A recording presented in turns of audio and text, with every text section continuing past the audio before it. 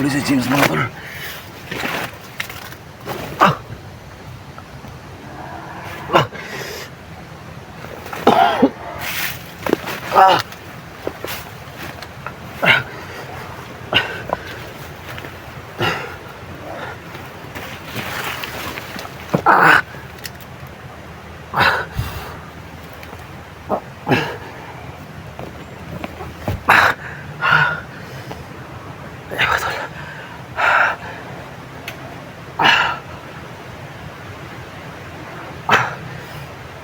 Kailangan kong maghanap lang ang tali mga tol.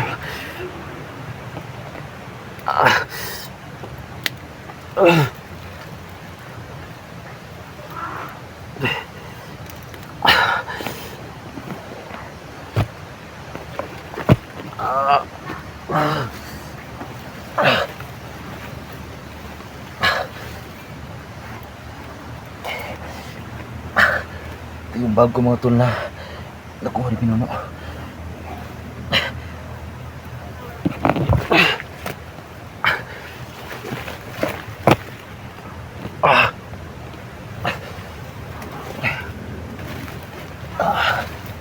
Yung bag ko mga tol, kailangan ko itong itago kasi sa kapal sa galaw ko.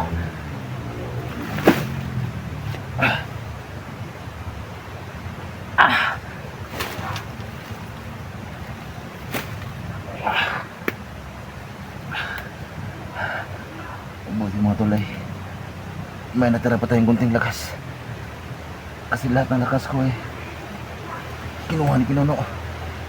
Hinigop niya lahat.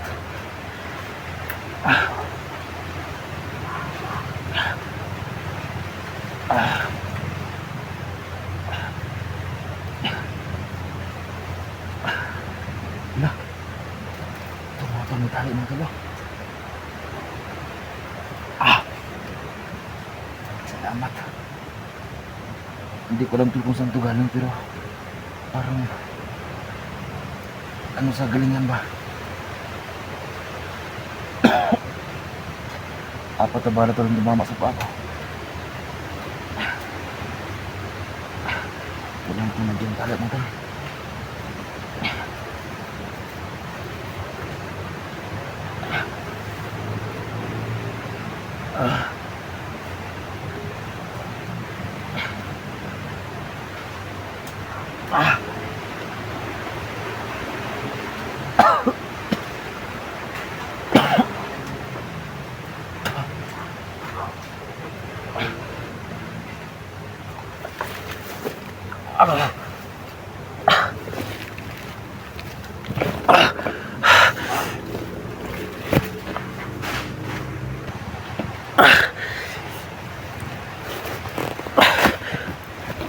Kailangan ko muna medyo lumayo dito. Iniwan ko lang muna yung bag ko. Kasi sumasagabal sa atin. Kailangan to.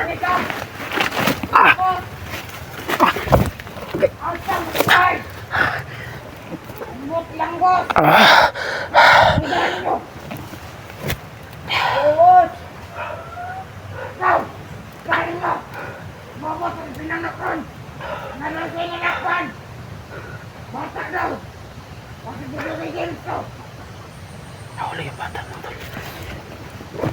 Nahuli si James.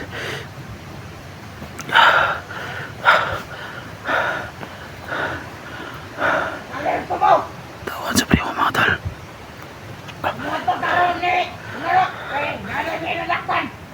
Bata daw! Naputi og naka! Wala og! Sir! Yate si Baby James mga tol. Ano sa diray? Nagbigoran!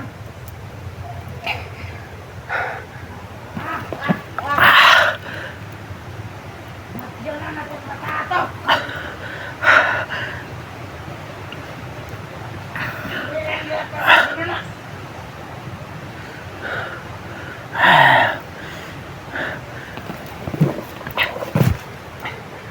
Si James mga tol nahuli. At ang sabi ni Pinuno kanina sa akin, Tara! Maganto sa akin pinuno! kinuha daw yung Kulay boses lang daw! ni Renz. Kagaya ng ginawa niya kay Baby James. Dapat pagulilaw!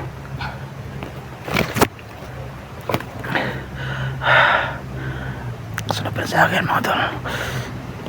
Bilin mo isa katauhan! Ang taon mo sigo!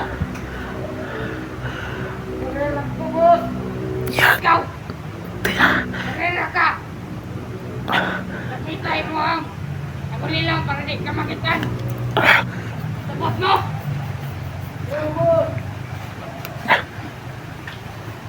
Pero mo kinabuhay ito!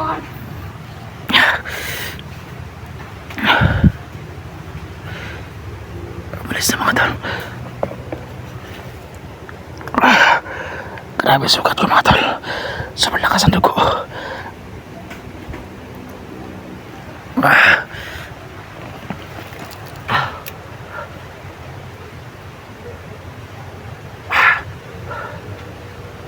Sobrang hinap talaga ng katawan ko mga tol. Dahil lahat ng lakas ko hinigop lahat ng Pinuno. Oyar, pagday, dinirak ko kuresa. Dami tawa ni Pinuno mga tol. Ano gamit kong tagulilaw kay igang kayo?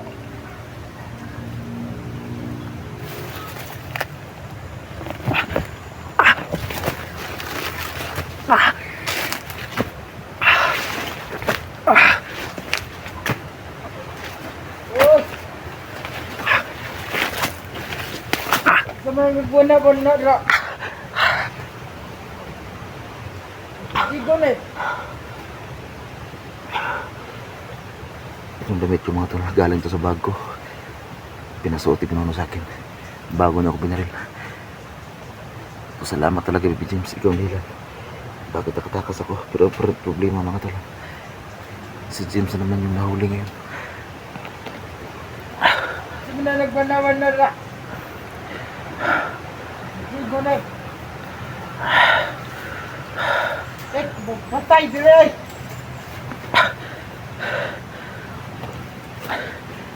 Itong baril ko mga tol, meron tong black water. Subukan natin mga tol kung gagana sa kanila. Kasi nung binigay ko ito ni James, may black water na ito. At saka nalagyan pa ni Baby James ang black water. Subukan ko ngayon mga tol kung gagana sa mga kalaban natin.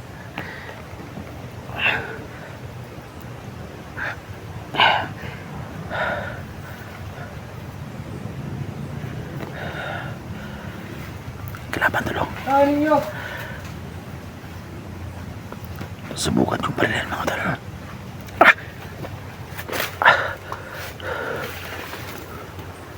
Buang kau. Ja. Ah.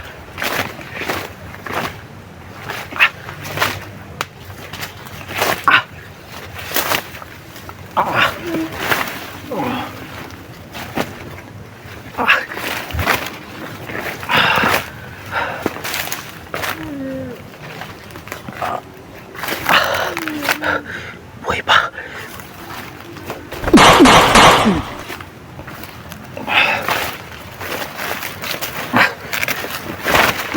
Aray.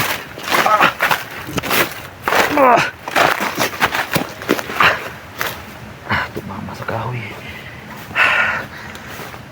Balikan ka na.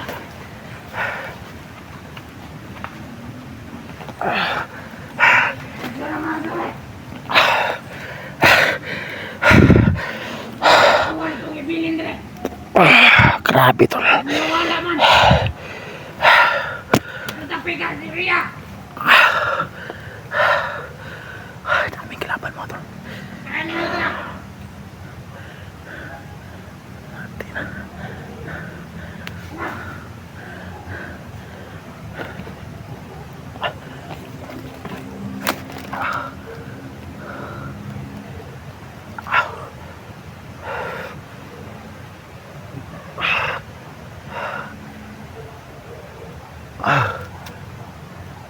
Tumigil yung paningin ko mga tol. Kung hindi lang sana nakuha ni Pinuno yung lahat ng lakas ko, ay kaya ko sana labanan yung sugat ko mga tol.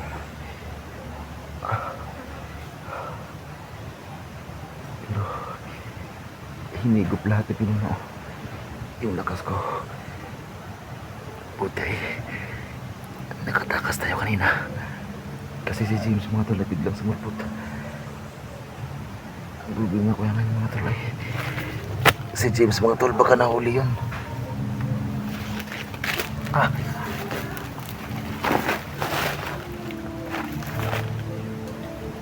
Ah. Ay, tol.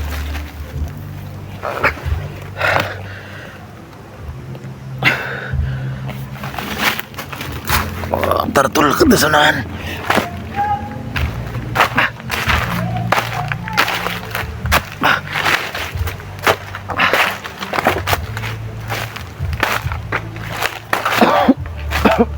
Di.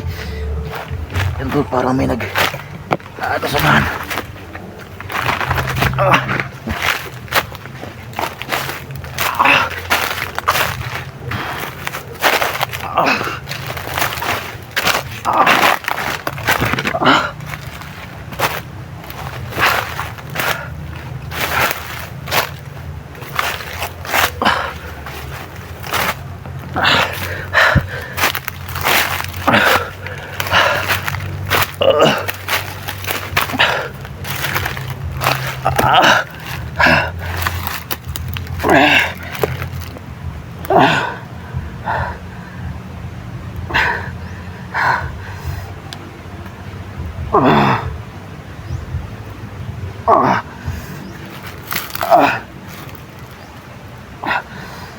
Grabe ito nangyari mga tol.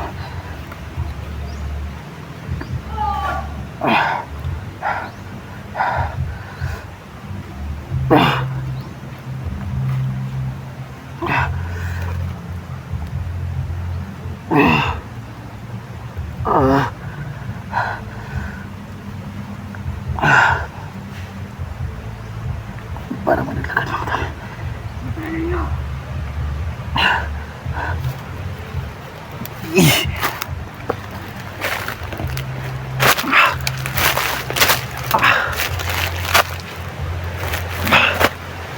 Masih masalahkan pa tayo kay kunti.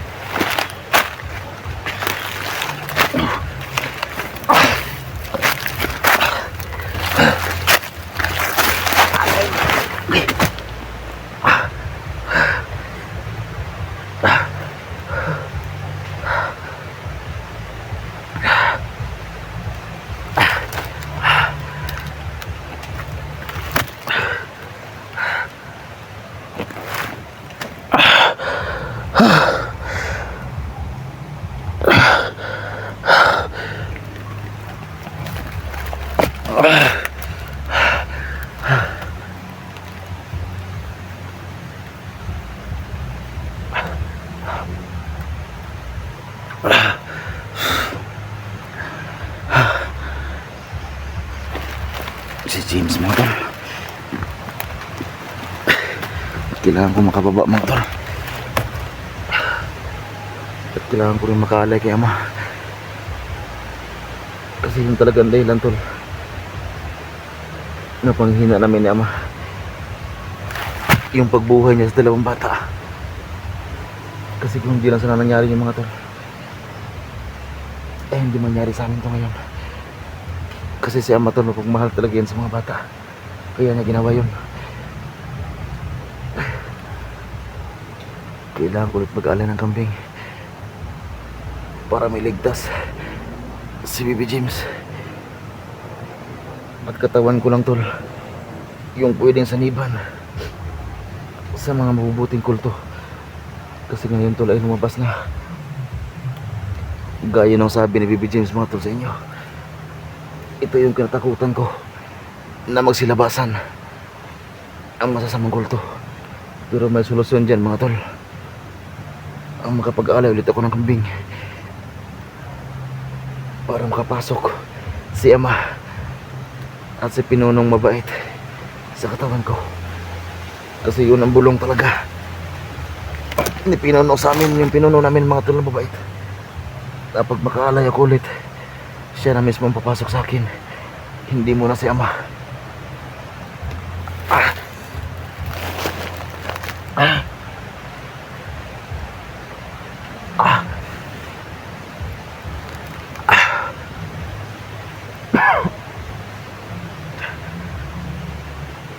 Hayop ka talaga, Pinunong masama. Sila mga kulto na masama mga tol. Yan yung lagi kong sinasabi sa inyo noon pa. Akala ko yun na sila lapas ngayon, pero ngayon nagsilabasan na sila.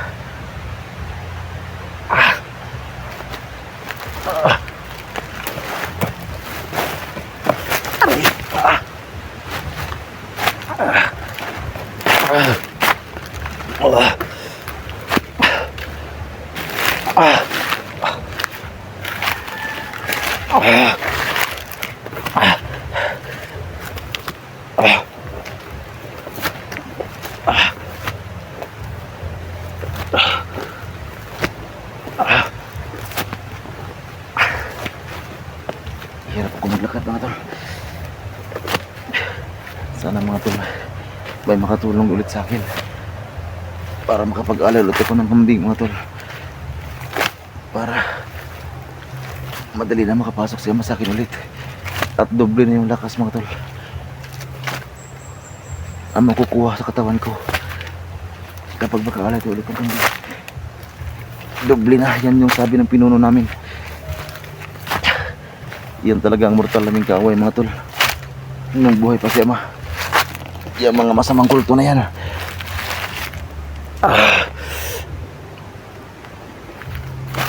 Tayo. Yung bag ko mga tol, tinago ko muna kasi sa gabal.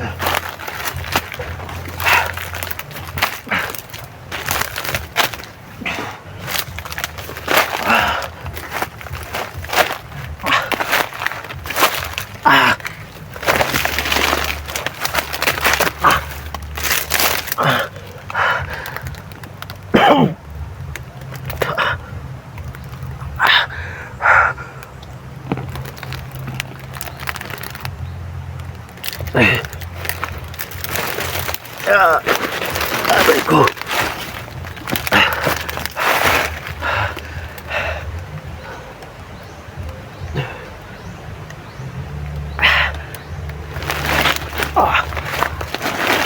Dito na tayo.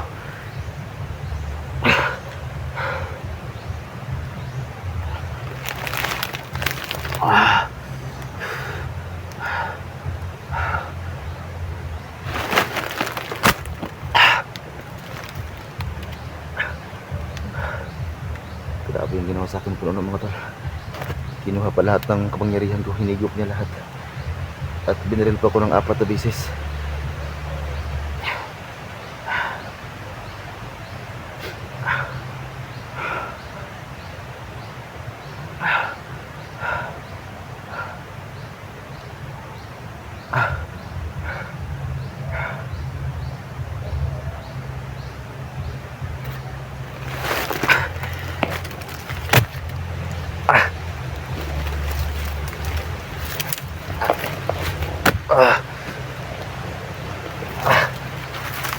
Bantayan muna ako dito mga tol.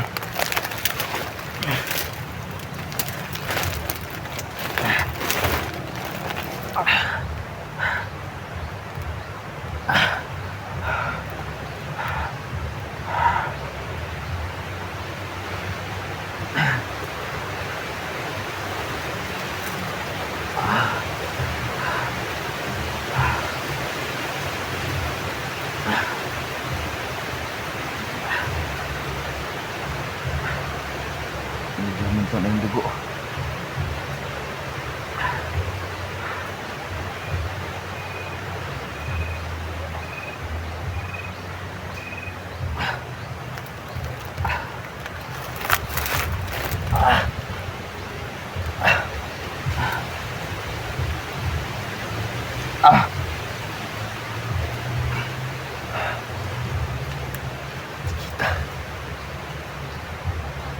Sobrang di mga tol.